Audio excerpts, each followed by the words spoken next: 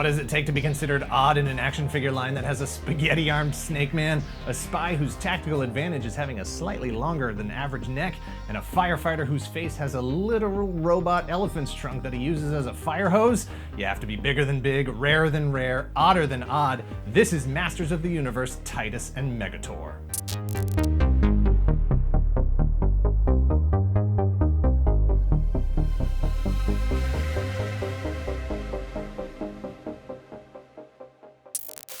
For a brief time in the 80s, Mattel's Masters of the Universe was the biggest action figure line in the history of physical objects on planet Earth. They made millions of dollars, they made a movie, they captured the hearts, imaginations, and wallets of an entire generation of kids that totally related to the beefcake kings of the beach, super punching heroes battling it out against the creatures of the night, the horrors of the darkness, and a robot whose power was surviving blowing himself up so that he could blow himself up again later.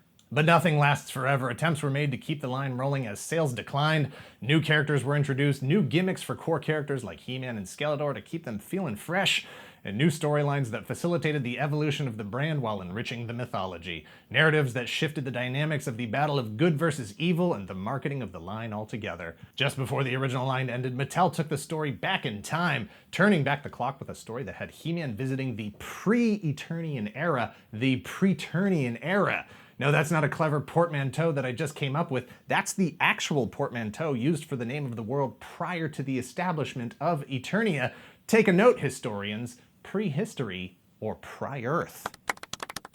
Long before there was a He-Man and Skeletor, long before Castle Grayskull and the Sorceress, there was a land of magic and dinosaurs, the evil snake men battling out against the forces of good led by King Grayskull and the most powerful wizard ever, Hero and his Sword of He. The sword of power that would one day find its way into the hands of a young Prince Adam, birthing the Master of the Universe, He-Man.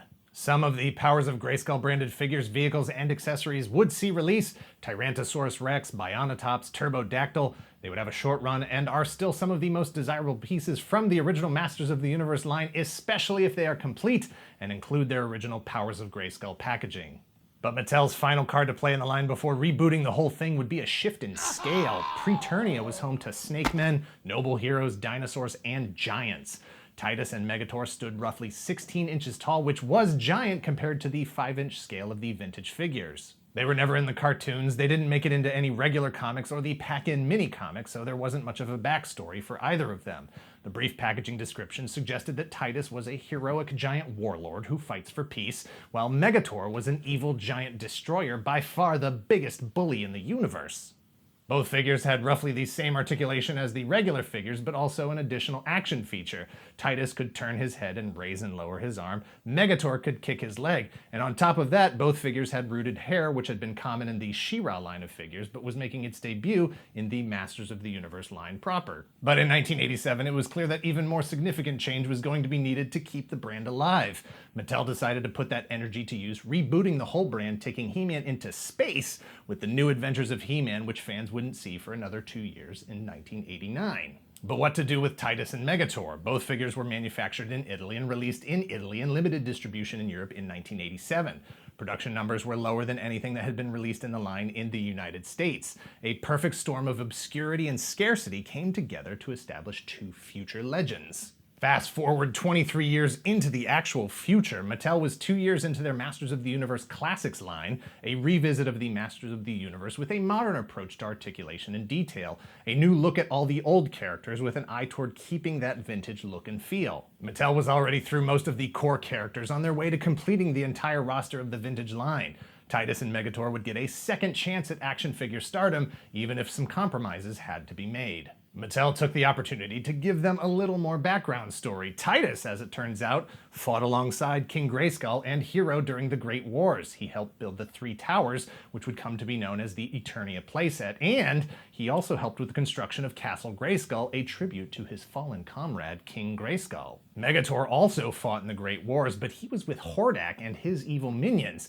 Hordak needed giants to counter Tytus and the good giants. He would be killed in combat only to be brought back to life zombie style a millennium later by King Hiss to fight against Hordak. Both figures would be cut down to 12 inches for their 2010 release. Still giant, but not as giant. 4 inches shorter than their vintage counterparts, proportionately smaller since the modern figures were 7 inches instead of 5. But it would be the first time that the vast majority of collectors would ever be able to have the two giants in their collections in any form. The growth of the internet created a secondary market that made it easier for collectors to buy and sell rare regional items like the vintage Tytus and Megator.